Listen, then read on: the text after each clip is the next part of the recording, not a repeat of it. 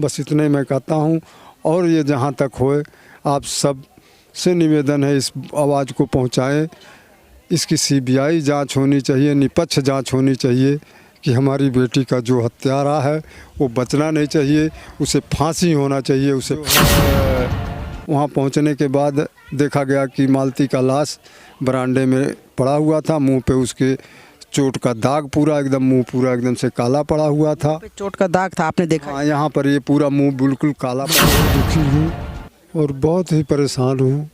उनके क्रियाक्रम के लिए हम लगे हुए हैं, इसलिए हम कहीं जा आ नहीं पा रहे हैं और ज़्यादा किसी से कुछ कह भी नहीं। तो कोई सीरियल बनाते हैं, वीडियो बनाते हैं, उसके ज़रिए उसे पहले बदनाम करके रास्ते से हटाने की कोशिश करते हैं। तो जब वो जान जाते हैं कि रास्ते से नहीं हटा पाएंगे, उसे 2-4 दिन कहीं गायब भी करके किडनैप करके भी। मालती चौहान का जिस तरह से वीडियो लगातार सोशल मीडिया पर पिछले कई दिनों से लोग देख पा रहे थे, उसी बीच एक खबर आई कि मालती चौहान अब इस दुनिया में नहीं रही। कई तरह की बातें सामने आ रही है, कई तरह के आरोप प्रत्यारोप का खेल शुरू हो रहा है। ऐसे में हमारे साथ मालती चौहान के पिता हैं। कैसे हैं सबसे पहले इस दुख के? मैं बहुत दुखी हूँ और बहुत ही परेशान हूँ। उनके क्रियाक्रम के लिए हम लगे हुए हैं, इसलिए हम कहीं जा आ नहीं पा रहे हैं और ज़्यादा किसी से कुछ कह भी नहीं पा रहे हैं। अब आपको जो पूछना है आप बताइए, मैं बता 2 शब्दों में कह के हमें छुट्टी दे दीजिए। ये पूछने का तो कुछ मन नहीं कर रहा, आप बहुत दुखी हैं इस वक्त, मुझे लग रहा है। आप खुद समझ सकते हैं, जिसकी बेटी का इस तरह से निर्मल किया जाए वो किस तरह सुखी रहेगा, वो किस तरह से क्या करेगा। अभी तो हम अपने काम में लगे हुए हैं, कोई ऐसा हमें रिपोर्ट वगैरह कुछ नहीं मिला, केवल FIR दर्ज हुआ है और कुछ नहीं। आपको ये सूचना कब मिली कि आपकी बेटी के बारे में जो तरह की बातें चल रही थी कि लड़ाई झगड़ा चला था पहले भी उनके ससुराल वालों के साथ, तो आपको ये घटना घटने के बाद सूचना कैसे मिली और किस तरह से? इससे पहले तो ये लोग क्या बोलते, कोई सीरियल बनाते हैं, वीडियो बनाते हैं, उसके ज़रिए उसे पहले बदनाम करके रास्ते से हटाने की कोशिश करते हैं। तो जब वो जान जाते हैं कि रास्ते से नहीं हटा पाएंगे, उसे 2-4 दिन कहीं गायब भी करके किडनैप करके भी रखते हैं। जब इनको ये होता है कि अब हम बचेंगे नहीं, और FIR एक दरख्वास्त हमने दिया था यहाँ खलीलाबाद कोतवाली में, तो उनको ये पता लगने के बाद ये विष्णु हमारे पास, हम शनिवार को, पिछले शनिवार को, विष्णु आपके जो दामाद? हाँ, पिछले शनिवार को आए तो आया हाथ पैर जोड़ करके, कहता बाबूजी गलती हो गई, अब गलती नहीं होगी, ऐसी वीडियो नहीं हम बनाएंगे, ऐसा काम नहीं करेंगे। मैं कहा ऐसे नहीं बात बनेगा, उसका लिखा पढ़ी करवाइए, तभी क्या बोलते इसका कुछ निर्णय होगा, नहीं तो हमें जो कार्रवाई करना है वो हम करेंगे। तो कहता नहीं पापा छोड़ो इन सब बातों को, अब हम लोग आराम से सुखी से रहेंगे और जो करना है लिखना पढ़ना वो लिखवा पढ़ लो। तो कोर्ट में जाके वकील द्वारा रसी लगा करके लिखा पढ़ी होता है, और उसके 2-3 दिन के बाद 21 तारीख को आ करके 8 बजे, पहले तो आता है युवराज को लेके जाता है, उसके बाद फिर रात को 8 साढ़े 8 बजे आता है तो मालती को लेके जाता है। रात में आया था लेने के लिए? हाँ, शाम के टाइम 8:30 बजे रहा था। तो सवेरे 22 तारीख को हमारी बात होती है मालती से।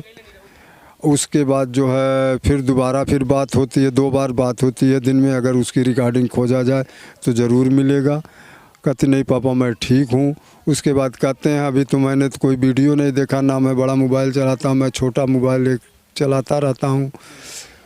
कहते हैं कि मालती कहती है कि मैं मैके में हूँ, अपने पापा के साथ आज जाऊँगा।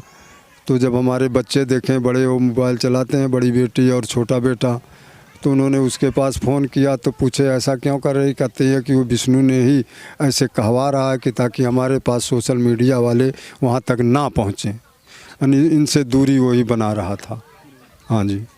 आपको ये सूचना कैसे प्राप्त हुआ आखिरकार, जब घटना घटी, जब मालती नहीं रही, तो कौन बताया आपको? पहले तो मेरा छोटा बेटा मेरे पास फ़ोन करता है कि इस तरह से विष्णु मेरे पास फ़ोन किया कि मालती फांसी लगा ली। फिर मैं 2-3 बार ट्राई मारता हूँ, फ़ोन नहीं उठाता है, नहीं उठा रहा था विष्णु।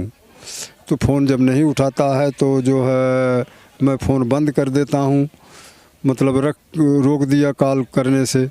तो अपने आप ही खुद कॉल करता है, कहता पापा आ जाओ मालती फांसी लगा ली। तो मुझे तब भी नहीं यकीन होता कि हो सकता कोई लड़ाई झगड़ा किए हो इसलिए बुला रहे हों, कि गलती अगर किसकी है क्या है। तो मैं किसी और से पता लगवाता हूँ तो वो पता लगता है कि हाँ ये बात सत्य है। तब यहाँ से हम वहाँ जाते हैं तो लाश को बरामदे में पाया जाता है। कितना बजे रात का ये बात? अब ये रात की बात नहीं है, सुबह हमारे पास 5:30 बजे बेटा फ़ोन करता है, उसके 10-20 मिनट बाद क्या बोलते हैं विष्णु फ़ोन करता है। 6 बजे यहाँ से हम 6-6:15 बजे यहाँ से फिर हम निकल कर के वहाँ जाते हैं। कैसे गए थे?